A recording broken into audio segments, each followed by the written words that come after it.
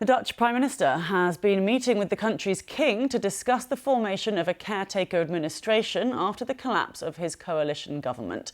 Mark Rutte left the palace after talks with King Willem-Alexander.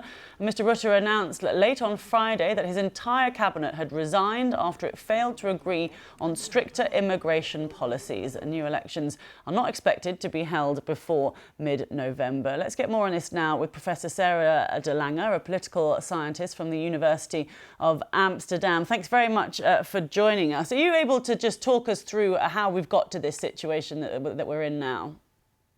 Yes, well, it took a long time to form the current cabinet, almost a year, and we knew from the start that it was quite unstable because the coalition partners didn't agree on immigration policy.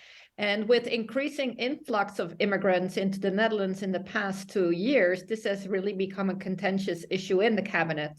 And yesterday, the parties decided that they couldn't reach an agreement on the different ways in which the influx could be reduced, and especially how they could lower the number of citizens coming to the Netherlands for reasons of family reunification. So there's a sort of caretaker cabinet now, is there?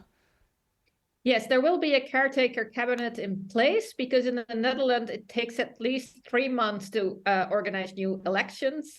And we're also currently at the start of the summer recess. So this will come on top of those 90 days.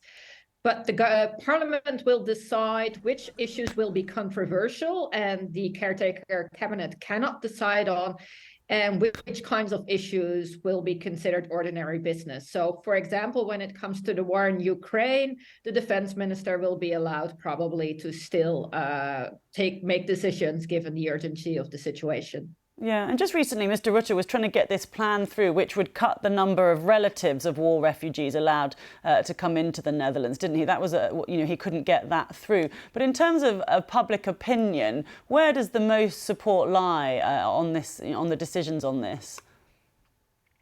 Well, citizens are divided in the Netherlands on the issue of immigration, like in other West European countries. It's quite a polarized issue. The supporters for Rutte's VVD, as well of the other right-wing parties, most notably the Citizens Farmers Movement and Geert Wilders' PVV, are very much in favor of stricter migration policies.